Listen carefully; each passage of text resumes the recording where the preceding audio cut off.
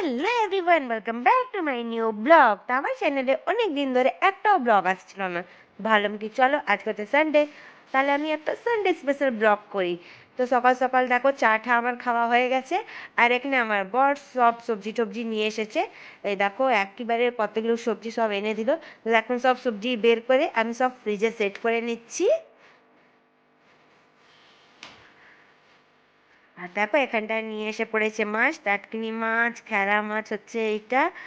দেখো ছোট ছোট মাছগুলো। আর এখানে রয়েছে বোয়াল মাছ।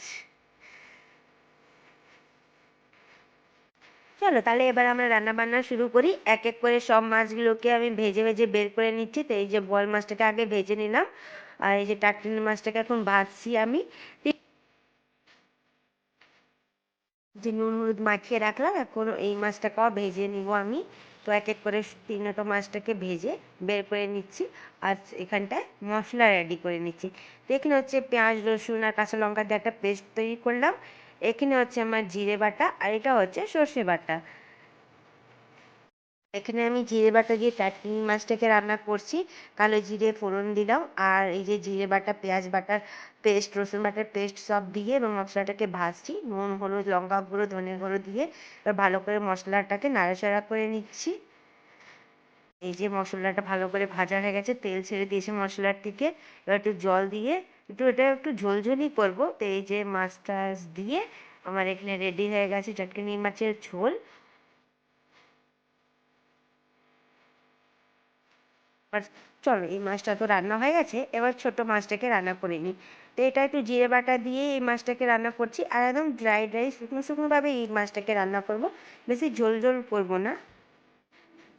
তো এবার দেখো কালো জিরে লঙ্কা টমেটো সব পাতা কুচি দিয়ে এই মাছটাকে রান্না করলাম। এবার এই মাছটা আমার রেডি হয়ে গেল।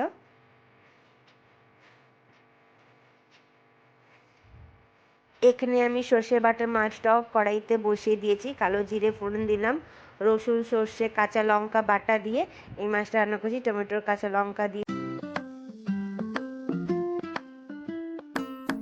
এই যে এবার এটার মধ্যে আমি নুন হলুদ লঙ্কা গুঁড়ো দিয়ে মশলাটাকে ভালো করে নাড়াচাড়া করে ভেজে নিব।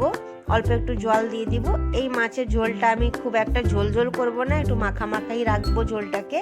তো এই যে মশলাটা হয়ে গেছে ভালো করে ভাজা, এরপরে ভাজা রাখা মাছগুলোকে এটার মধ্যে দিয়ে দিব। এই যে এখানে আমার মাছের ঝোল হয়ে গেল কমপ্লিট। এবার দেখো এখানে কি সুন্দর টাটকা টাটকা পুঁই শাক নিয়ে এসেছিল। তো ভাবলাম কি চলো এটা টাটকা না বানালে আর এটা ভাল লাগবে না। তো এই যে এটা আলু বেগুনের সঙ্গে এবার আমি এই শাকটাকেও বসিয়ে নিলাম। এই যে এখানে আমার শাকটা হয়ে গেল রেডি, আর সঙ্গে সঙ্গে এখানে সাথে আমি বসিয়ে দিলাম ভাতটা হয়ে যাওয়ার পরে আমার পুরো রান্না বান্না হয়ে যাবে কমপ্লিট। এবার রান্না বান্না হয়ে গেছে কমপ্লিট, এবার চলো খাওয়া দাওয়া হোক। তো এই যে এখন এখানে মেয়েকে খাবার খাইয়ে নিচ্ছি, আর খাওয়ার পরে ওখানে ওর বাবা নিয়ে এসেছিলো আইসক্রিম। তো এই যে আইসক্রিম খেতে বসে গেল। আপনাদের কি আজকের ভিডিওটা কেমন লাগলো প্লিজ লাইক শেয়ার সাবস্ক্রাইব করবেন।